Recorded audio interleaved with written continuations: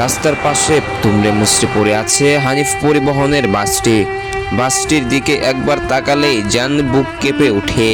মুহূর্তের মধ্যেই একটি স্বাভাবিক যাত্রা পরিণত হয় বিভীষিকাময় এক দুর্ঘটনায়।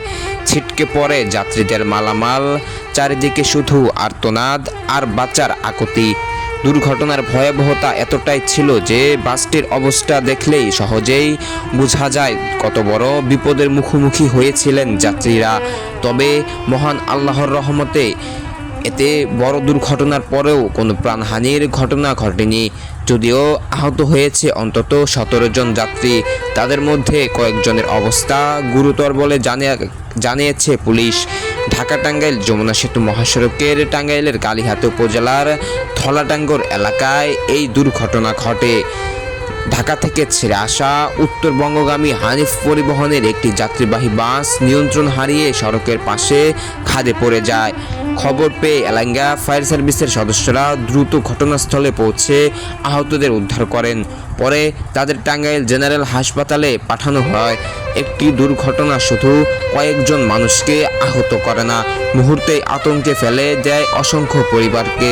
প্রিয়জনের অপেক্ষায় থাকা স্বজনদের চোখে নেমে আসে দুশ্চিন্তার ছায়া। সবার প্রার্থনা আহতরা দ্রুত সুস্থ হয়ে স্বাভাবিক জীবনে ফিরে আসুক।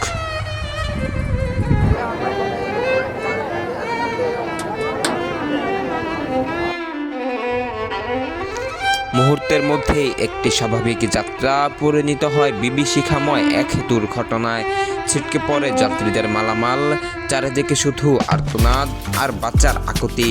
রাস্তার পাশে পড়ে আছে ধুমড়ে মুচড়ে যাওয়া হানিফ পরিবহনের বাসটির দিকে একবার তাকালেই যেন বুক কেঁপে ওঠে।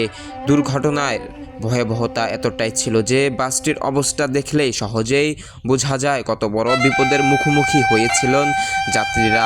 তবে মহান আল্লাহর অশেষ রহমতে এত বড় দুর্ঘটনার পরেও কোনো প্রাণহানির ঘটনা ঘটেনি।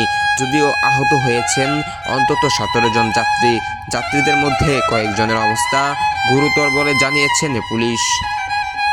অমিত হাসান রবিন, টাঙ্গাইল নিউজ 24, টাঙ্গাইল।